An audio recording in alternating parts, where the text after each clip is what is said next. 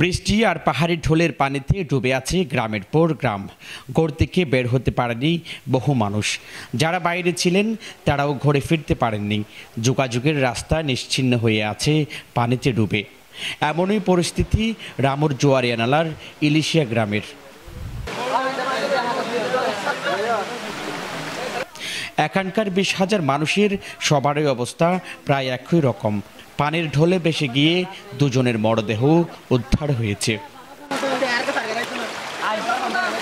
এছাড়া রাতভর পাহাড়ি ঢলে প্লাবিত হয়েছে ঈদগাঁও রামুর 30টি গ্রাম। ঘরে জলাবদ্ধতায় শুতে ও বসতে পারেন না, চুলায় আগুনও জ্বালাতে পারছেন না অনেকেই। ঈদগাঁ বাজারের বেরিবাদ ভাঙ্গা, ঈদগাঁ খাসর আর বেরিবাদ ভাঙ্গা মানে আপনার এই যে পানি ডুইকা ঈদগাঁ বাজারের শতকরা 95% দোকান ডুবে গেছে। চলাচল করার মতো রাস্তাও নাই, রাস্তা তো এমনি ভাঙা, তার উপর আপনার বন্যার পানিতে তো পুরোটাই নষ্ট হয়ে গেছে। এখন চলাচলের অবস্থা খুবই খারাপ। যদি সামনে আপনার বন্যার পানি কমে যায় তাহলে দেখা যাবে। পানি নেমে যাওয়ার রাস্তাও অনেক বন্ধ, ফলে থমকে থাকা পানিতে বানবাসীদের দুর্ভোগে কাটছে দিন রাত। নদী খালের পানি উপচে সড়ক দিয়ে চলছে বন্যার পানি। কোথাও হাঁটু, কোথাও কোমর সমান পানি মারিয়ে চলাচল করছে মানুষ, যানবাহন। অনেক কষ্ট করে আসতেছি, খুবই কষ্ট লাগতেছে। আস্তে আস্তে মানে আমাদের ফ্রেন্ড আছে, ফ্রেন্ডদের দিয়ে সামনে দেখে গাছ গোছলে দেখে আসতেছে। আলোক আছে সব বন্ধে মানে নরলং সবাই মানুষ পানি বন্ধে হন। আজকে দূরে পর্যন্ত অনেক খারাপ মানে খাই নাই, সব রান্না নাই, সব বন্ধ।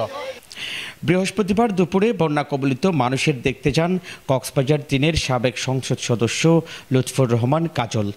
এসময় বন্যা পরিস্থিতি দেখে তিনি বিস্মিত হন।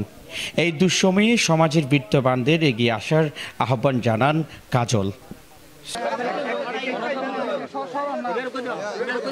3,000 পরিবার ক্ষতিগ্রস্ত, শুকনা খাবার দরকার এদের খুব জরুরি ভিত্তিতে, অবকাঠামো ঠিক করা দরকার। আমি ইতিমধ্যেই ইউনূস সাহেবের সাথে কথা বলেছি, স্থানীয় চেয়ারম্যানদের সাথেও কথা বলেছি, বিএনপি নেতৃবৃন্দের সাথেও আছে আমার সাথে। তো আমি সরকারকে বলবো যে খুব জরুরি ভিত্তিতে এই প্লাবিত এলাকায় যাতে নজর দেয় এবং আরও স্পেশাল যাতে বরাদ্দ দেয় রাস্তাঘাট ঠিক করার জন্য এবং অন্যান্য অবকাঠামো ঠিক করার জন্য, এবং অন্তত 3-4 দিন যাতে আমাদের গরিব মানুষজন খেতে পারে, মানে বাসস্থান যাতে ঠিক করতে পারে, অন্ন ঠিক করতে পারে, এটা জরুরি ভিত্তিতে সবাইকে এগিয়ে আসার জন্য আহ্বান জানাই। এবং দলমত নির্বিশেষে সরকারি বেসরকারি এনজিও প্রতিষ্ঠান যেগুলো আছে এগুলো এসে যাতে একটু আমাদের গরিব জনসাধারণকে একটু দেখভাল করে, এবং বেঁচে থাকার তো সবারই অধিকার আছে, যে যাতে এটা মাথায় রেখে কাজ করে। স্টেটমেন্ট প্রচার প্রচারণার মাধ্যমে বলেছে বন্যা দুর্গতদের পাশে থাকার জন্য। আমিও জেলাব্যাপী যারা আমাদের নেতৃবৃন্দরা আছেন, অর্থবান আছেন এবং বিএনপি পরিবারের সকলকেই বন্যা দুর্গতদের কাছে এসে দাঁড়ানোর জন্য অনুরোধ করব।